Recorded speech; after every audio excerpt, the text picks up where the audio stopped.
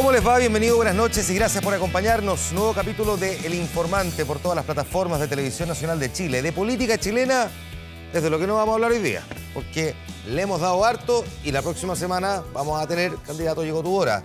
Está en la contingencia, es cierto, pero está en el tráfago del día a día y pareciera que de alguna forma otros temas van quedando en el camino y no con tanto interés ni atención. Uno que deberíamos estar mirando con mucha preocupación, al menos desde el punto de vista político y sus consecuencias, la determinación de un tribunal en Bolivia que permite la reelección nuevamente del presidente Evo Morales. ¿Cómo es posible? Se supone que no se podía. Lo vamos a intentar analizar en los próximos minutos. Vamos a estar hablando más adelante también de cultura y de la cultura de festivales en Chile a propósito del lanzamiento del Festival del Guaso del Mue. Nos vamos a concentrar, sin embargo, los primeros minutos de conversación esta noche en otro tema que ha generado, digamos, urgencia informativa durante las últimas 24 horas. Después de haber mantenido 2 meses de riguroso silencio, o por lo menos inactividad, a pesar de las 8 rondas de sanciones, del estrangulamiento económico internacional y de las amenazas de Estados Unidos, Corea del Norte vuelve a probar y con éxito un misil que dicen es el que tiene la mayor altura y por lo tanto podría eventualmente llegar hasta territorio, digamos, de Estados Unidos. Gilberto Aranda, analista internacional, nos acompaña esta noche para empezar a conversar primero sobre este tema y ya vamos a estar hablando luego de Bolivia. Gracias por estar aquí, bienvenido, buenas noches. Hola, muy buenas noches. Ayúdame a entender un poquitito si es tal cual como se ha dicho, un misil que podría llegar a cualquier parte del territorio norteamericano. Sí, bueno, primero estos 2 meses de inactividad son muy importantes porque de alguna manera indican de que parecía abrirse una ventana de oportunidad. Parece que Corea del Norte se abría al diálogo. Había también un viaje de Trump, el presidente norteamericano, a propósito de la cumbre APEC al área, donde también, de alguna manera, también dio a entender de que era posible un tipo de diálogo con Corea del Norte. Sin embargo, todas estas buenas intenciones se van al traste con el tema, básicamente, de esta prueba, que lo que hace es colocar en órbita un Hwasong de una generación más avanzada que los anteriores y que básicamente desarrolla una trayectoria que, de 4.475 kilómetros de altitud y sobrevuela algo así como 980 kilómetros, lo que de alguna manera nos hace entender que al caer en las aguas económicas del mar patrimonial japonés, uno que está dando un mensaje directo a los aliados norteamericanos, pero además con esta trayectoria, si no hubiera sido parabólica, sino que se hubiera tenido un desplazamiento normal, aparentemente podría llegar a algún punto de la costa norteamericana. Ahora, entendemos que Kim Jong-un blufea también y él dice que es capaz de llegar incluso a Washington. Yo creo que lo importante aquí es que se envía una señal bien clara, se autoproclama potencia nuclear. Una cosa es un misil, y ahí pareciera ser que está dando pasos gigantados, y otra cuestión distinta es tener la tecnología para miniaturizar la ojiva nuclear y colocarla precisamente en la cabeza del misil. En la cabeza del misil, claro. En lo misilístico, al parecer, está dando un paso adelante. Digamos que son 3 cosas entonces. Uno, que haya sido capaz de desarrollar armamento nuclear, cosa que sabemos efectivamente lo tiene porque ya ha hecho las pruebas, ¿no? No sabemos de cuánta potencia, pero capacidad nuclear tiene Corea del Norte. La otra, que tenga la capacidad de desarrollar misiles. Y la tercera, que tenga la capacidad de poner el armamento nuclear en el misil y que en el fondo el misil pueda sobrevolar hasta su eventual objetivo. Entiendo, y corrígeme si me equivoco, lo hemos conversado antes, Gilberto, que uno de los cuestionamientos que le ha hecho la comunidad internacional experta en este tema a Corea del Norte es que parece que el misil de largo alcance, cuando salía de la atmósfera y volvía a reingresar a la atmósfera, se le desactivaba, le fallaba, para decirlo un buen chileno, se chingaba el cohete. Así es. Es una realidad, por lo tanto, con la que ha tenido que lidiar Corea del Norte y que es lo que de alguna manera a Estados Unidos le ha dado un cierto respiro por ahora. Sí. Efectivamente hay algunos detalles técnicos que desconocemos y por lo tanto no podemos decir con toda seguridad que es capaz de llegar a cualquier punto de Estados Unidos, como lo dice con mucha certeza el presidente norcoreano. Sin embargo, si atendemos que los anteriores misiles que fueron lanzados el 4 de julio, que estuvo en órbita 37 minutos, y el día 28 de julio, que estuvo en órbita algo así como 45, 46 minutos, tenemos ahora un misil que estuvo 50 minutos, que hizo una trayectoria parabólica, y que en una prueba de largo alcance podría llegar, yo diría, muy cerca a algún punto territorial de la costa, digamos, continental norteamericana. Entonces, yo creo que se encienden las alertas.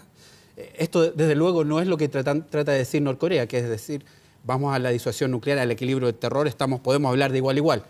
yo eso no pienso que ni de lejos se puede pensar de que Norcorea y Estados Unidos son equivalentes en términos nucleares. No, pero que sin no. lugar a dudas, es una señal de alerta que coloca en guardia a la comunidad internacional y tal como dijiste, hubo 8 rondas de sanciones que si bien no han estrangulado a Corea del Norte, tampoco lo han dejado absolutamente inactivo.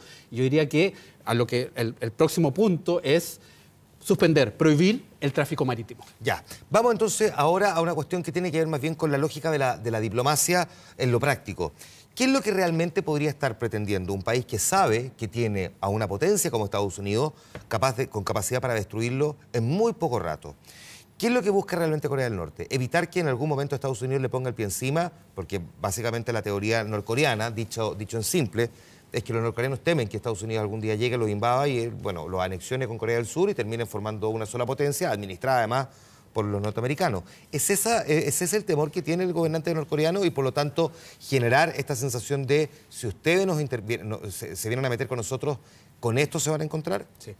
A ver, definitivamente siempre hay que hacer alusión, muy brevemente, a que estamos ante un sistema que nace también en una fobia, en el terror. Claro. Estados Unidos en los 50, en la Guerra de Corea, hizo bombardeos aéreos y redujo a ruinas ciudades norcoreanas. Por lo tanto, esta fobia no nace de la nada, sino que ellos han visto actuar a bombarderos norteamericanos en la zona. Y al frente tenían a Japón y ya saben que efectivamente Estados Unidos es el único país que ha sido capaz de tirar 2 bombas sobre una nación. Así es. Y en este contexto es que han desarrollado este programa misilístico, pero nuclear, que diríamos que es uno de los más relevantes. Ambos son complementarios, desde luego. Pero lo que intenta hacer, en cualquier caso, el régimen es preservar tanto al sistema como al detentor del poder.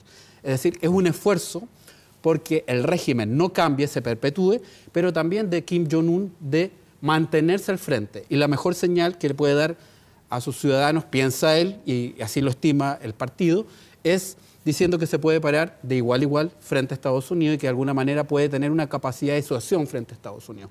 Esto me parece que ciertamente no tiene todos los elementos de cálculo y de racionalidad completa, porque, insisto, Estados Unidos tiene una capacidad nuclear mucho mayor, pero nunca hay que olvidar que sí puede hacer daño claramente a objetivos de la región. Puede hacer daño a Japón claramente y puede hacer daño a Corea del Sur, que son aliados norteamericanos y Estados Unidos el principal valedor y no se va a quedar muy quieto si ocurre con algo con estos aliados. Sin olvidar que la isla Guam también es alcanzable y que cualquier tipo de misil dirigido contra esa isla va a tener una respuesta norteamericana. Que es la isla, en el fondo, que tiene la base militar, digamos, más relevante en esta cercanía y que Estados Unidos la ha mantenido, entre otras cosas, por su preocupación por lo que ocurre no solamente en la península coreana, sino que también lo que pasa con el mar territorial chino, que es otra disputa permanente, lo que ocurre con Taiwán, que tampoco hay que perderle mirada. Déjame entonces ahora observar cuánto realmente están funcionando las sanciones internacionales. Por una parte, da la sensación de que Corea del Norte tiene una capacidad de sobrevivencia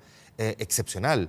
En algún momento, creo, lo conversamos contigo también, Irak fue víctima también de sanciones internacionales, o fue objeto más que víctima de sanciones internacionales, y se les hacía muy difícil sobrevivir. Pero en el caso de Corea del Norte, ellos tienen la capacidad de desarrollar su propio armamento, que no era la realidad iraquí, y por lo tanto pareciera que pueden, a pesar de los esfuerzos de la comunidad internacional por arrinconarlo para que deje de estar haciendo lo que hace, seguir haciendo lo que hace. Sí, qué bueno el ejemplo que colocas de Irak, porque conectándolo con lo anterior, es que la lección que aprende Pyongyang, Corea del Norte, de los eventos de Irak en el 2003, es que el régimen de Saddam Hussein hubiese sobrevivido si hubiera tenido realmente armas de destrucción masiva. Esa es la lección que aprende y empieza a apostar todo a lograr esta capacidad nuclear, que lo hace hoy, declararse o autoproclamarse Estado nuclear. Pero adicionalmente yo diría que esta capacidad de sobrevivencia tiene alguna relación con la postura de China. La verdad es que quien tiene la clave para de alguna manera detener a Corea del Norte de forma directa es China. Y China la verdad es que se ha venido a firmar una serie de compromisos en Naciones Unidas, pero tampoco está dispuesta a estrangular en lo económico y hacer caer al régimen de Corea del Norte, porque esto significaría que puede producirse esa eventual unificación de la península coreana, y eso significaría tener en sus puertas a Estados Unidos.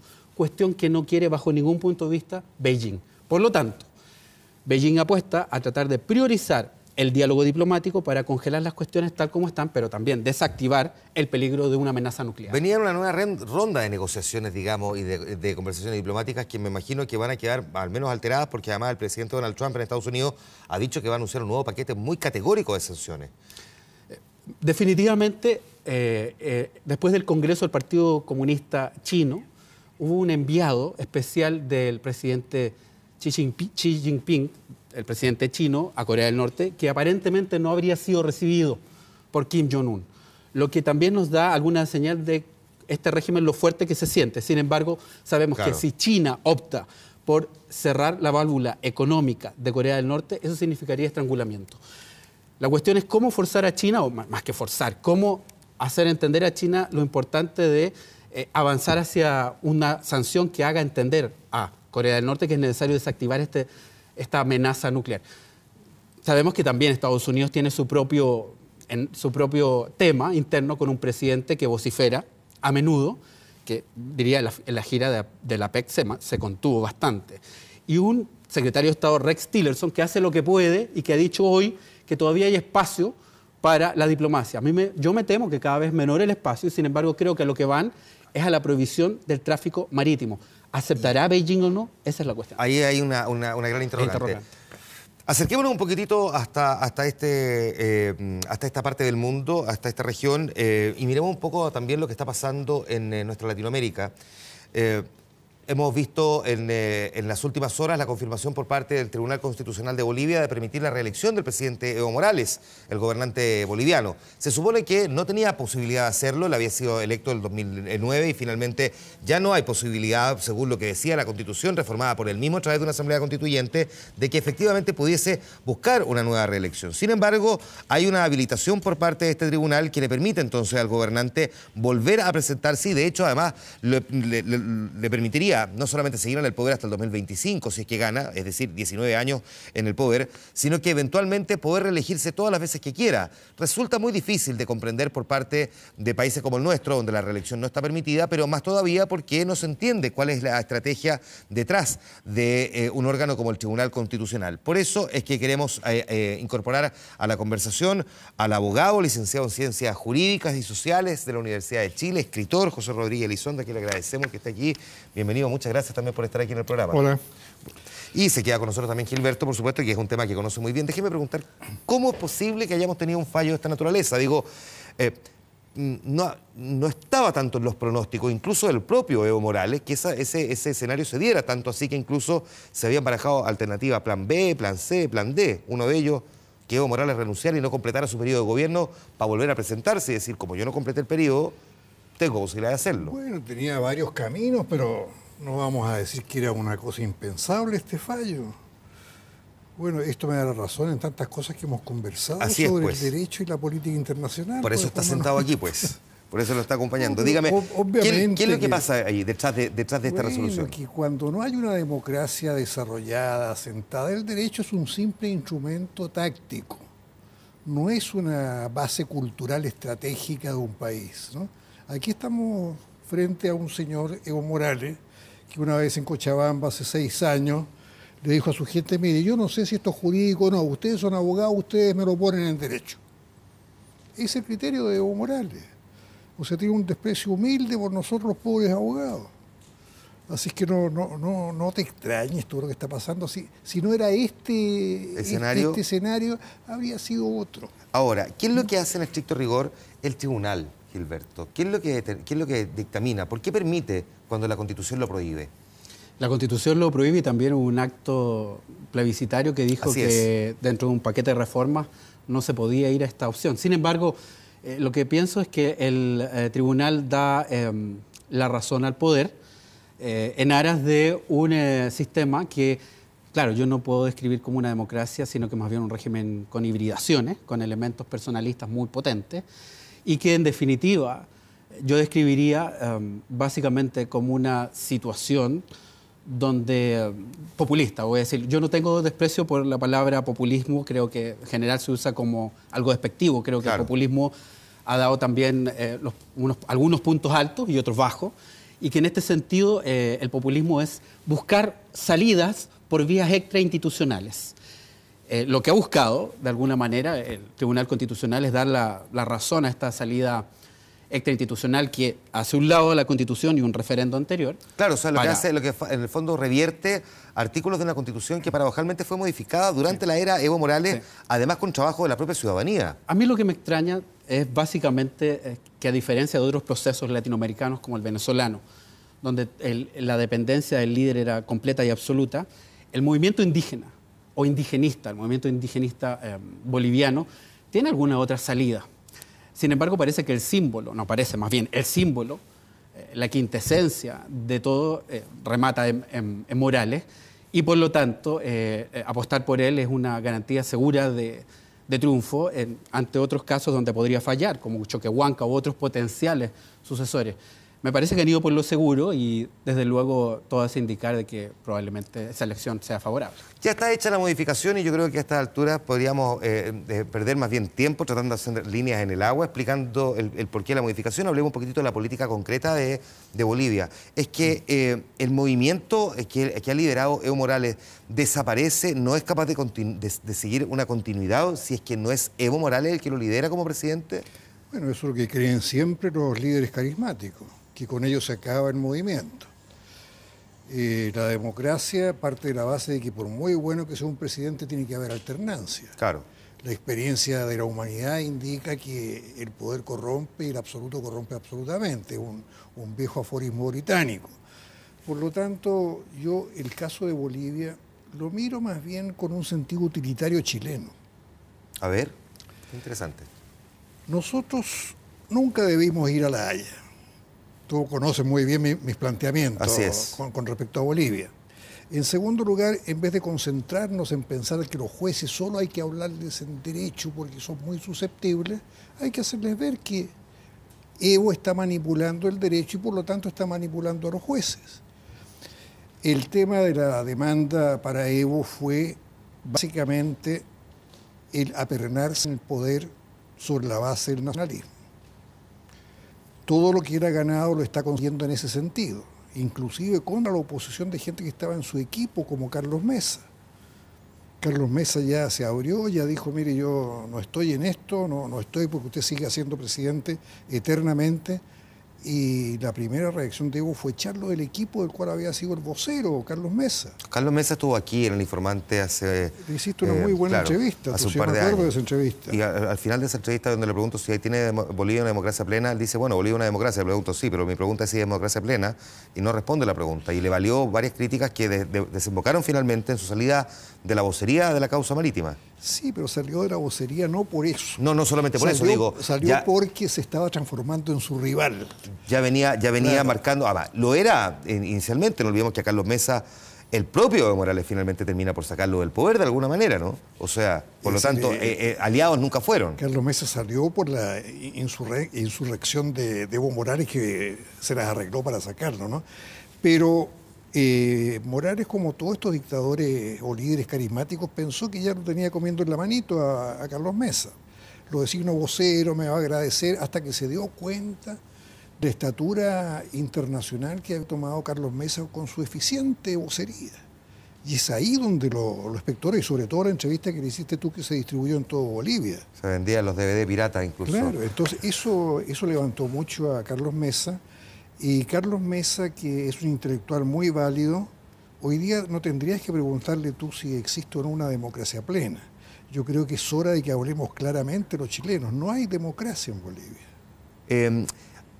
Vamos a volver a un punto que me parece interesante de cuánto esto le puede jugar a favor a Chile en el Tribunal de la Haya, pero antes de eso, habían otras figuras como Álvaro García Linera, por ejemplo, que parecían también tener alguna mínima posibilidad de convertirse, si es que Evo Morales no era el candidato, en la figura que representara este movimiento. Pero hay también otras figuras políticas en Bolivia. Es que el candidato que vaya representando al MAS, el partido del gobierno, ¿es sí o sí el que va a ganar en la próxima elección? ¿O eventualmente nos podríamos encontrar con alguna sorpresa? Digo, un movimiento que empiece a decantar, que empiece a agotarse, a debilitarse.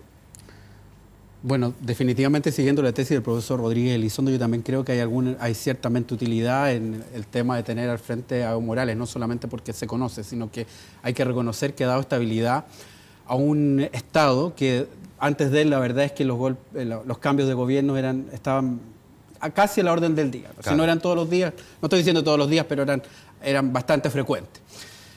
Y reconociendo que ha hecho una campaña comunicacional notable. O sea, junto con lo anterior que dije, que no es una democracia plena, sino que yo lo considero un régimen híbrido, con características democráticas y con características autoritarias, y una hibridación, tengo que decir que ha hecho una campaña comunicacional respecto al tema en La Haya que ha sido notable. Y es ahí donde precisamente ha fallado Chile. Luego, yo en algún momento pensé en la alternativa de Choquehuanca, su ex canciller, que tiene el punto a favor que no tiene García Linera. García Linera es la gran mente gris, lo voy a decir así. Yo lo he escuchado alguna vez en vivo en directo, he podido charlar 2 segundos con él, pero es un intelectual muy importante que ha estado detrás de algunas de las políticas. Sin embargo, él tiene el tema de que no es parte del movimiento indigenista en forma clara, porque en definitiva no es parte del mundo indígena. Y por lo tanto, en un movimiento indígena donde ha sido tan notable el factor aglutinante Evo Morales, habría que pensar una figura de recambio de esas características. Choquehuanca ya no va, por cierto, claro, frente a Evo Morales, y sin embargo pienso que, como noto que es algo más autónomo el movimiento indigenista que otros movimientos como el bolivariano, en algún momento puede haber un recambio. Ese momento no es ahora, pero ciertamente no todo el mundo indígena está de acuerdo con Evo. Ya ha empezado a haber fisuras al interior. Ya, que ahí hay un punto, porque pierde este plebiscito, este referéndum que hace Evo Morales el año pasado para intentar modificar la Constitución y conseguir la reelección. Lo pierde por poco, porque la diferencia es de 2 puntos, pero lo pierde 48-52, para poner los números redondos. Significa que una mayoría de los ciudadanos no quería que se reeligiera. Y ahora, sin embargo, insiste.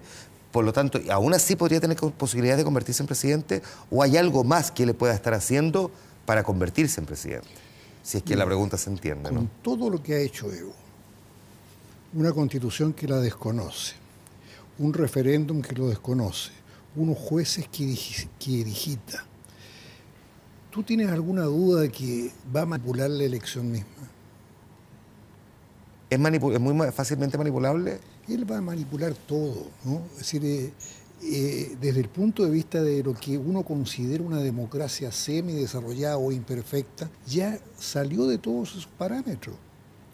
Por eso yo te digo que en Chile y en la democracia más o menos imperfecta que tenemos nosotros, tenemos que acostumbrarnos a ser como Luis Almagro, a decir esto es una dictadura, señores, no nos equivoquemos cuando habla sobre Maduro, ¿no? Tenemos una tendencia de eufemismo los chilenos que a mi edad ya se me hace realmente un poco absurda, ¿no?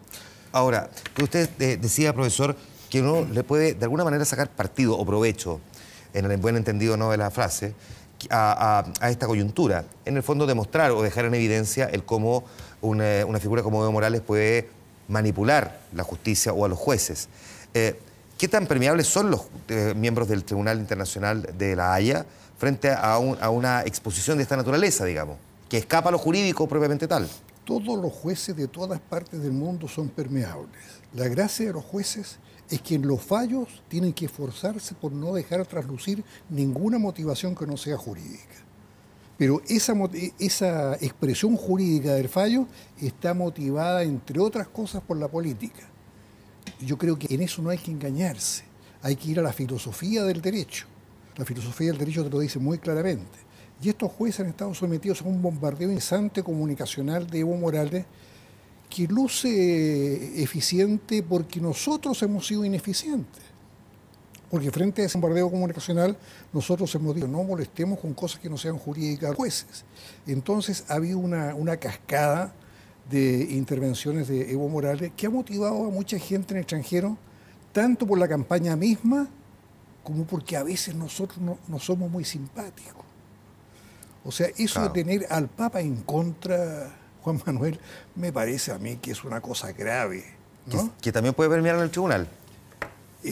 Justamente, cuando nosotros estamos viendo un Evo que se está riendo de la democracia en estos momentos, si no se lo hacemos presente en las narices al tribunal, miren señores, ustedes en la Carta de Naciones Unidas tienen todos estos artículos en pro de la autodeterminación de los pueblos, de los derechos humanos, de la democracia, la Carta Interamericana Democrática de la OEA dice tal cosa. Vean ustedes lo que está haciendo este señor. Ahora, eso nos compraría, sin embargo, Gilberto, si es que uno lo plantea de esa manera, una guerra interminable con los bolivianos. Digo, estamos traspasando la discusión ya no sobre el debate marítimo, sino que nos pone las antípodas, digamos, permanentemente, al menos con esa Bolivia, con la Bolivia de Evo Morales. Si bueno, siguiéramos esa lógica, derrotero. Claro, ese derrotero como defensa ante el Tribunal Penal Internacional. Bueno, ciertamente se abriría un flanco de hostilidad y ciertamente creo que el gobierno entendió al cambiar el equipo, no cambiar, sino que adicionar, agregar un flanco de historiadores y otro de comunicadores, entendió que era necesario fortalecer la defensa jurídica y otros ámbitos. Hay una pregunta que hiciste hace un momento que tal vez no la respondí, perdiéndome. Quisiera decirlo porque creo que es el momento. Lo que hace el Tribunal Constitucional es decir, la primera elección de Evo Morales fue dentro del antiguo sistema, por lo tanto, la primera no valió, vamos a la siguiente, esta es la última. Por lo tanto, usó una triquiñuela. Siempre se pueden usar triquiñuelas. Yo tengo la impresión que lo que se pueden usar es estos atajos para, el fondo, acomodar las cuestiones para una elección donde sí pienso que no necesita torcer los resultados, porque la verdad es que Bolivia es un país que tiene más de un 60% de personas que se identifican con el mundo indígena, y si bien no estoy cierto de que todos estén dispuestos a apoyar a Morales, una parte importante de ellos, más grupos de izquierda van a terminar apoyándolo. Por lo tanto, con eso cuenta Morales y con las triquiñuelas, atajos, para hacer que las instituciones de alguna manera les sean el paso de ir a disputar directamente la elección. Si Chile de alguna manera hace ver esas triquiñuelas, esos atajos, de manera clara y evidente ante los tribunales institucionales, no necesariamente se abrir una hostilidad, un intercambio de fuego cruzado verbal, sino que puede ser una manera de decirle también al tribunal, a los tribunales internacionales que la verdad es que no estaba hablando exactamente de dos sistemas equivalentes, sino que probablemente uno de ellos tiene todavía muchos caminos que andar. Ya. Hay algo, por último, José, en lo que Evo Morales no haya calculado y que le podría fallar en todo este diseño.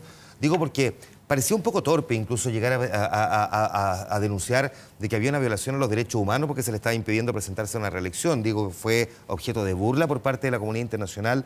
No pocos, digamos, escribieron editoriales diciendo, o sea, hay estas cosas que tienen un límite, y esta es una de ellas.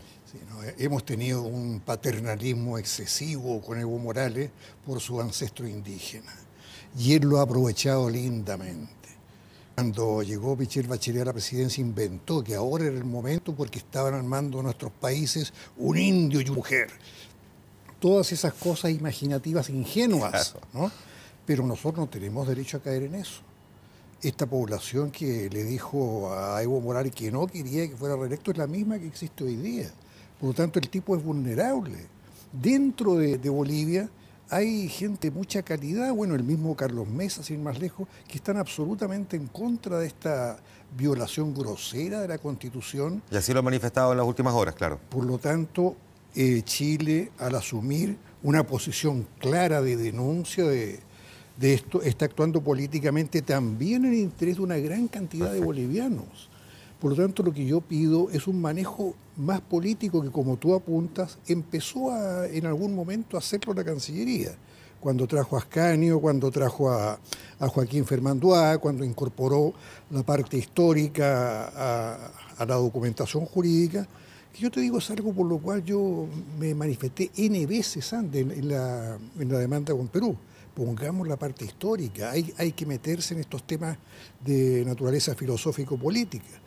Pero en esa época estábamos todavía un poco embobados con el tema de que a los jueces no había que molestarlos con nada que no fuera estrictamente jurídico. Bueno, vamos a ver si efectivamente ahora esto es parte de la argumentación que se termina por recoger. Perdón, hay que colocar mucha atención a la visita del Papa en orden a lo que recién se dijo. El Papa viene a Chile en enero, tiene una reunión también con el mundo indígena, y vamos a ver qué tan susceptible fue también esta campaña boliviana, porque podría llegar a decir algo. Hay que poner mucha atención y hay que concentrarse también en ese flanco. Probablemente este puede convertirse también en un tema que le favorezca o lo termine por perjudicar mucho a Chile. Gracias, Gilberto, por haber estado en esta parte del programa conversando con nosotros sobre Corea y también sobre Bolivia.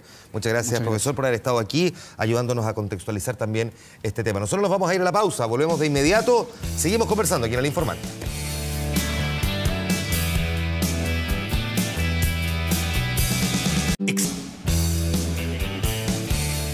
Ya estamos de regreso en el Informante y ahora vamos a conversar de un tema diferente. Nos preocupamos en la primera parte de contingencia que ha estado marcando la pauta en la última semana. Nos vamos a preocupar ahora de otro tipo de contingencia que en lo formal desde mañana también se va a convertir en un hecho relevante. Lo es para nosotros como Televisión Nacional, pero lo es para todos porque tiene que ver con la realización de los festivales. Uno al que queremos muchísimo es el Festival del Guaso de Olmué. Pero Chile tiene tradición de festivales. ¿Por qué tanto? Salió a reportear este tema nuestro periodista Rodrigo Cid. Nos presenta la nota y ya conversamos con nuestros invitados.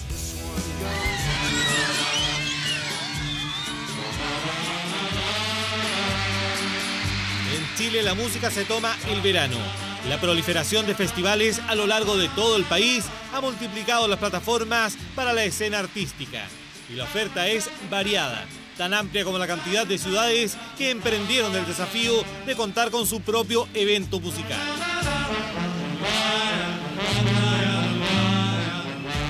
Yo creo que Chile no es que ahora esté con los festivales. Hace muchos años que empezó con los festivales. Los municipios de cada una de las ciudades comenzaron con este aire festivalero desde que parte en los años 60 el Festival de Viña. Hola, buenas noches. Una tradición que tiene casi 60 años. El Festival Internacional de la Canción de Viña del Mar es el principal certamen musical del continente americano. Conocido mundialmente, también fue precursor en la organización de festivales con un fuerte sentido de identidad local. Yo siempre he definido el Festival de Viña como la fiesta de la tirana de la cultura pop. Yo creo que los festivales en general, en las localidades que se hagan, son grandes momentos de creación identitaria, de identidad local. Y también es el momento de encuentro ciudadano. Desde Arica a la Patagonia, una geografía tan generosa en tradiciones como en expresión cultural. Los festivales se han tomado la agenda artística a nivel local y los escenarios son tan numerosos como heterogéneos. Yo creo que cada localidad trata de buscarle el sentido patrimonial, el sentido que tenga más que ver con la cultura de ese pueblo. Por lo tanto, los festivales yo creo que son un poco consecuencia de que hay que tener una fiesta con el verano y que ojalá sea identificado con lo que es la ciudad, el pueblo con el cual se realiza. Encienden a la gente durante el verano, son unas fiestas masivas espectaculares donde solo hay celebración, donde solamente hay risas, solamente hay goce y disfrute. Creo que es la oportunidad para mucha gente de poder estar cerca de grandes artistas, porque los precios muchas veces de los festivales son precios bastante accesibles. Hay festivales que se presentan como un certamen musical, pero una crítica recurrente es que la competencia, ya sea internacional o folclórica, ha perdido el valor que tenía en otra época. Todos los shows o festivales de Chile se han convertido en shows internacionales o nacionales, porque a lo que menos le dan importancia en estos momentos, y hay que hablarlo claro y lo digo de frente, es a las competencias. Y es por eso que también han dejado de proliferar más artistas. Con la canción El tiempo en las pastillas, del autor e intérprete Fernando Ubiergo. Guarda el tiempo en las pastillas y más cuentas semillas, entrega una canción. La última canción ganadora que se convirtió en un fenómeno social, ¿no? Pero de ahí en adelante creo que el Festival de Viña lentamente fue transformándose más que en un festival puntual, de una localidad puntual, en un gran espectáculo televisivo, donde entraron otros códigos a tallar, como por ejemplo el rating. Y eso hizo que la competencia cada vez fuera perdiendo más peso.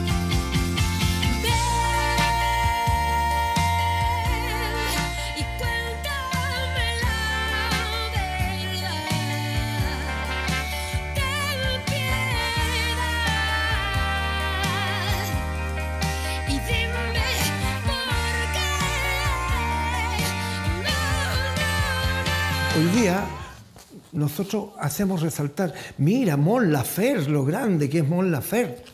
¿Qué oportunidad le dimos en Chile nosotros a Mon Laferte? ¿Qué oportunidad le dimos en Chile nosotros a otros varios artistas, desde Los Ángeles Negros, Lucho Gatica, Antonio Prieto, y todos estos grandes artistas que vinieron a hacer su fama saliendo del país? Lo único que pido es una noche con Gary Medel, una nomás. ¡Sopisa! Pero no solo se trata de música. El humor siempre es un número fuerte. Rutinas que juegan un importante rol en la parrilla de cualquier festival, porque funcionan como un elemento que aporta transversalidad al espectáculo, en un público que muchas veces aparece como segmentado al identificarse con un artista en particular. También eso se ha ido deteriorando porque a través del tiempo ha habido licencias como para colocar en el escenario gente que viene con lenguaje soez o con demasiados garabatos, qué sé yo, y entonces empieza también a haber conflicto. No me gusta porque además la televisión la ven los niños también. Yo una vez iba caminando por la calle. Iba tranquila, caliente pero tranquila. Te dieron la tranquilidad necesaria para tomar una confianza extraordinaria, diría yo.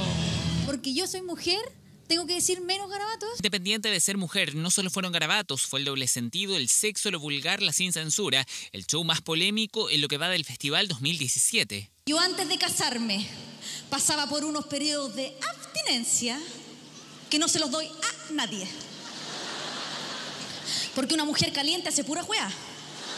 Y para ser humorista no se necesita ser un grosero. Puedes jugar con la picardía, el doble sentido. Nunca ha dejado de ser en el chiste chileno, está. Porque el chileno es muy suspicaz, perspicaz y capta. No tienen para qué desnudar un chiste haciéndolo grosero. Han habido tantos grandes humoristas en Chile que sin grosería triunfaron. Fiestas populares que le ponen música y color al verano. Más que un panorama, los festivales se han arraigado a nivel local, hasta convertirse en eventos que junto con convocar a multitudes promueven el patrimonio y la cultura de Chile.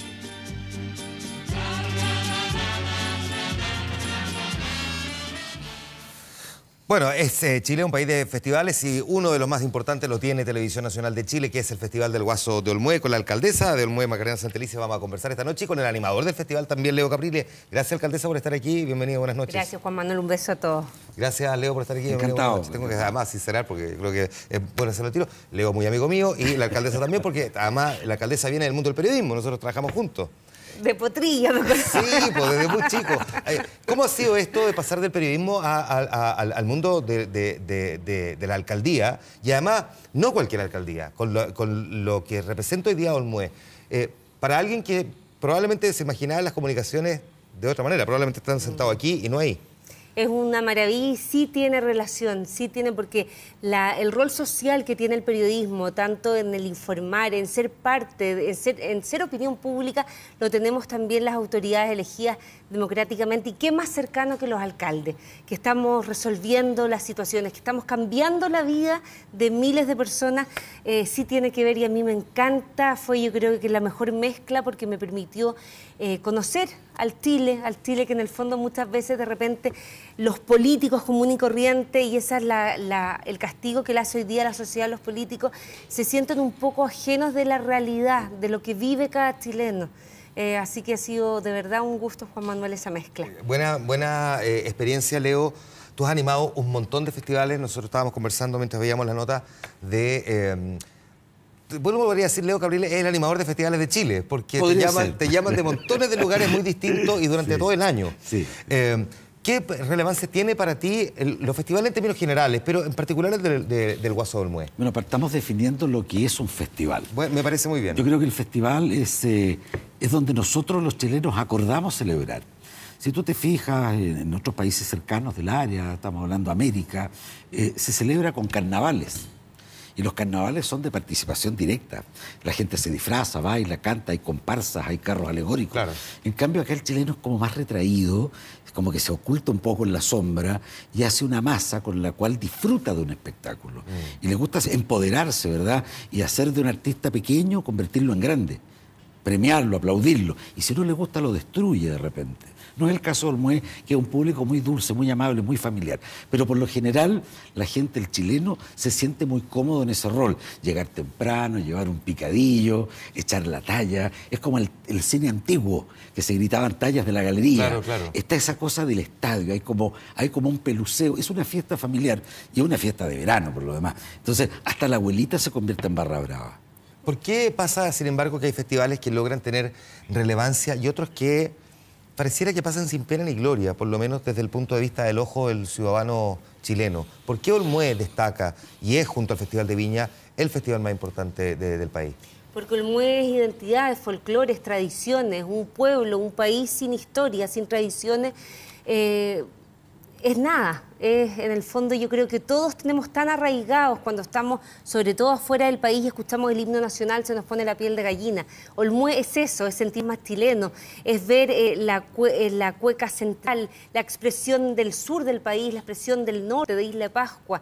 Es el único festival televisivo y el segundo más importante de Chile, en el cual se da cabida a todas las expresiones folclóricas, en el cual la competencia se respeta, se da íntegra, las oberturas son siempre folclóricas y chilenas, y además se conjuga, Juan Manuel, con un número internacional que hace que este producto sea televisivo y tan atractivo y que permita que los chilenos nos sintamos identificados. Déjame llevarte ese último punto. Esto de que se conjuga con números internacionales, no necesariamente fue bien recibido por algunos, que también decían, bueno, pero está empezando a perder identidad, no le vaya a pasar al Festival de Viña, donde la competencia finalmente quedó relegada en último plano, pero al mismo tiempo es probablemente lo que hizo el Festival de Olmué, lo que es hoy día, ¿no? Esta mezcla, esta mixtura de tener números internacionales, pero que permitieron realzar el folclore al mismo tiempo con altos niveles de rating, ¿o me equivoco?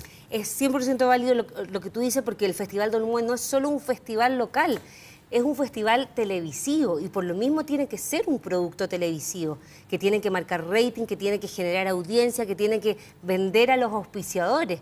Y eso nos ha permitido marcar pic de 32 puntos. El año pasado, cuando la televisión, todos los canales estaban pésimos, marcamos con el Bombo Fica 32 puntos. Y con el folclore, también con las oberturas folclóricas, hemos llegado a 30 puntos, 29 puntos. Entonces, eso ha convertido de verdad que Olmué sea un producto consagrado. Qué buen punto ese, Leo.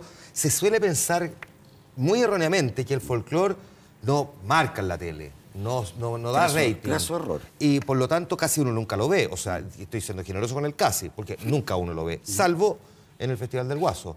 Y en algunos momentos en el Festival de Viña también muy acotados, pero en el Festival del Guaso no, está permanente, como bien dice la alcaldesa, todas las noches, es la obertura, y lo vemos, y marca buen rating.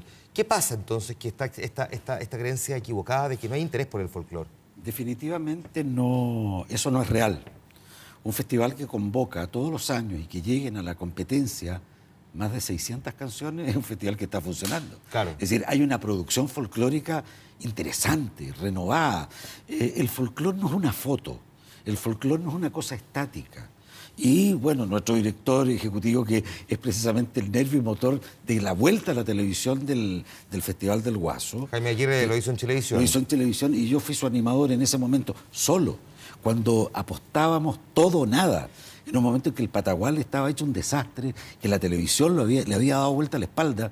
Él reinventó el festival, definiéndolo de una manera brillante, encuentro yo. Es el Guaso el que convoca, es su fiesta, y es su fiesta para el que lo quiera ver, para el que lo quiera compartir. La casa del Guaso es el escenario del Patagual. Entonces, el Guaso hoy día escucha reggaetón, baila cumbia, escucha cueca, canta tonada, va a las peñas, está con los payadores. Usa celular, Spotify, claro. Saca plata del cajero automático. O sea, si estamos pensando en el Guaso, pegado en el tiempo, con ojota, una persona en la extrema pobreza, y pegada culturalmente a un modelo, quiere decir que no entendemos los tiempos que estamos viviendo. El mundo se mueve, es dinámico. Entonces, por ejemplo, poniendo el caso, que yo sé a dónde va tu punto de la resistencia, que por ejemplo traen, no sé, a Residente, que es nuestra gran carta, pero Residente lo escucha el Guaso. Claro. Y el Guaso también escucha a Daddy Yankee, si se lo podemos traer, el Guaso lo invita. Que es cierto lo que ese dice es el Leo, concepto. porque el 2005, recordemos que el Festival del Guaso se quedó sin transmisión televisiva, y por lo mismo Jaime también siente el Festival del Guaso como de él, y en algún minuto tuvimos ahí un encontrón que es súper válido, porque él siente a Olmué como un producto que él creó, porque esta conjunción que está diciendo y está explicando también Leo. Mira, y además que se han formado equipos que afortunadamente confluyeron ahora en esta casa. Ocurre que yo salí de Chilevisión ahí por el año finales del 2011 o 12 y se me llamó para que hiciera el último del periodo. Entonces nos andamos buscando, porque estamos en sintonía. Y aquí encontramos en TVN con José Edwards un equipo maravilloso. ¿Es Leo Caprile al Festival del Guaso Olmué lo que Bodanovich al Festival de Viña? Absolutamente. Esa es la actitud, pues. Excelente. Yo te digo, pasaron 3 años que no fui y lo veía con una angustia. Así, ¿ah? Con una angustia. Y con todos los conductores que estuvieron cuando yo estaba afuera, con todos hablé, todos tuvieron la cortesía de llamarme, todos me preguntaron cómo era, qué se hacía. Y uno quiere tanto el producto. ¿Quiénes fueron los conductores? Julián Elfenbein, Eso, bueno, Julián, Cristian Sánchez, Gonzalo Ramírez. Sí, po. Entonces, tú te fijas que es tan Me tocó a fácil. mí ser jurado del Festival del Guaso Sí. Olmué justo en unos años que tú no animaste. Te lo Pero quiero perdiste. decir que fue una de las mejores experiencias que he tenido en mi vida. A mí que me gusta mucho la música, fue una gran Sí, experiencia. Pero te quiero contar que es tan fácil ser egoísta en este medio.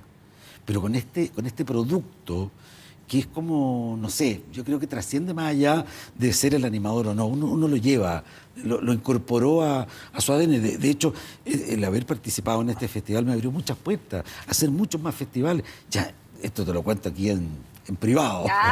Uno se ha convertido en una suerte de consultor de festivales. Así, ¿ah? Llaman y preguntan, ¿qué podemos llevar? ¿Qué sería bueno? Y ayuda a su mano por ahí. Ahora, perdona, pero entiendo que en la práctica lo que está pasando ahora en Olmué no es algo muy distinto, porque hay alcaldes de otras localidades que van a ir a Olmué a mirar cómo se arma un festival, con el interés de conseguir algo similar a lo que tienen ustedes, ¿o no? Todos quieren tener festival, Juan Manuel, porque un festival, trae tantos beneficios a la comuna. Nosotros en Olmué, cuando en el 2012 recibí la comuna, piensa que teníamos un nivel de pobreza muy grande, con una cesantía muy grande. Y estos años han sido de crecimiento constante, en los cuales hemos logrado tener banco, tener farmacia, tener estadio, pero lo más importante, tener un número de visitantes a Olmué durante todos los fines de semana. Olmué se repleta, y es gracias a esta alianza que hicimos con Televisión Nacional de Chile, que durante todo el año hay comerciales, hay difusión. Entonces, claramente, ninguna comuna de Chile va a poder tener un festival como el de Viña o como el de Olmué, porque son los dos más consagrados de Chile. Pero sí quieren saber cómo poder tener un festival, cuánto les saldría a ellos, y el día jueves, que es el primer día, el día 25 de enero, nos vamos a dar cita en una capacitación que se va a realizar la MUCH, que es la Asociación de Municipios de Chile, en la cual van a ir alcaldes de todo Chile, concejales de todo Chile, a saber cómo poder tener un festival en sus comunas. Invítame, yo mis tarifas. También, como animador. Oye, alcaldesa, me parece interesante esto que tú describes, porque lo hice como un poquito casi al paso, pero yo creo que me gustaría concentrarme un poco en eso. Nosotros hemos conversado en otras oportunidades sobre la realidad de Olmué. Olmué efectivamente era una localidad extremadamente pobre en muchos aspectos, pobre desde el punto de vista de la pobreza multidimensional. No había farmacia, esto de que no tuvieran banco, gente que pudiera sacar plata a un cajero automático. Háblanos un poco de cómo ha evolucionado Olmué también, porque para quienes no lo conocen, tienden a pensar que es ese Olmué que había quedado olvidado en la historia de Chile, pero que ha mostrado una evolución que es muy interesante. Sí, y de verdad, Juan Manuel, yo por eso me he puesto también tan política, porque yo velo por mis vecinos. Es muy desesperante cuando hay vecinos que no tienen baño. Hay chilenos que siguen sin tener alcantarillado, sin tener agua. Y esa es una realidad que sigue existiendo en Olmué, que si bien hemos avanzado a pasos agigantados en estos 5 años, sigue existiendo. Y tal como en Olmué debe haber miles y millones de chilenos que siguen viéndose afectados por esa pobreza extrema. Y por eso uno se siente orgullosa de tener este producto que es el Festival del Guaso, porque nos ha permitido ser más importantes como comuna, golpear la mesa cuando hemos tenido que pedir un proyecto al gobierno y hacernos escuchar. Y uno es muy lindo cuando es un alcalde, es el embajador de su gente. Voy a dejar plantear la pregunta a Leo, me tengo que ir a la pausa, pero ¿te ha tocado animar a festivales en los que falta experiencia, falta expertise y que uno dice, esto no da para festival. Dejo hecha la pregunta, a ver si me la responde a la vuelta. Vamos a la pausa, estamos de vuelta de inmediato aquí en El Informante, espéranos.